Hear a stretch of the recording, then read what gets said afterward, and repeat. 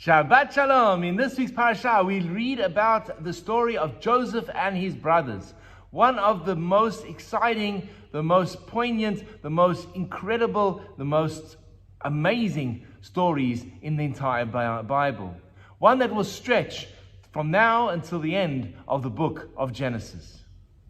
The story opens with Joseph as a 17-year-old, much beloved by his father, but constantly grating and agitating and angering his brothers. To such a degree that the Torah actually testifies, they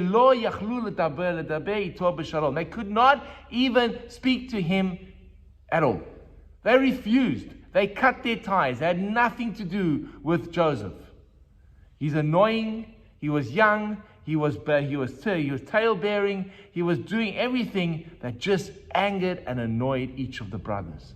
To such a degree that their hatred started to grow inside of them, to eventually them perpetrating the sale of Joseph and ridding themselves of the problem. They saw, however, the great distress that it caused Jacob. But in their anger for their brother, they felt it was justified. Now the reasons for it are complex and far beyond the time of a weekly sermon, a weekly drasha. But I wish to highlight one important point within the story that is critical for our lives. What happened in the story is that Joseph upset his brothers.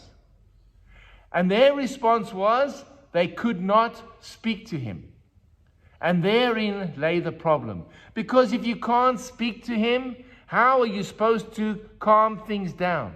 How are you supposed to relate to the problem? So resolve the problem in a way that lowers the temperature. If you're not willing to talk to him, all you're going to do is heighten the anger and heighten the response. We all know the situation that when you generalize and you don't communicate, and you stick to your position with no attempt to understand where the other person is coming from, or no attempt to fix the problem by putting the person aside and saying, hey, you're out of line, you're causing problems. But if you cut the communication, there is never going to be a chance for resolution. I once spoke to an Israeli minister. It was during the height of the Second Intifada. Terrorist bombs were going off all day, almost every day. And I said to them, why are you speaking to Hamas? To which he responded, you never shut the door. There always has to be an opening, a back channel, in order to get things done. Because once you shut that door, the problems can only increase. And I always think about that conversation. And I think about my relations and relationships. And I see sibling rivalries. And I see colleagues. And I see workmates. And I see people in business. And they are so angry by someone's actions, they can't, they can't speak to them, they cannot tolerate them. And what happens? Like a cancer, it festers, it grows, and eventually explodes and causes untold damage. The damage caused by the brothers was they refused to open their mouths, have a conversation.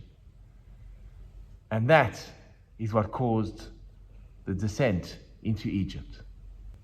The rabbis teach us, based on this week's parasha, that if we can do something to have that conversation, if we can be mature enough to say, I need to talk to this person, even if I can't talk, get someone to intercede on our behalf, because lowering the temperature can resolve the situation, or at least prevent an explosion, as we saw in this week's parasha.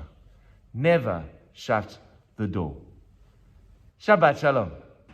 Hi, this is Rabbi Lewin. If you've enjoyed the content of the sermons and the ideas that have been expressed in the YouTube video, please hit that subscription button and notification bell, and share the videos with friends. We'd love to grow the channel and love to engage with you. Please share your comments in the section below. I'd love to hear from you. Have an amazing day.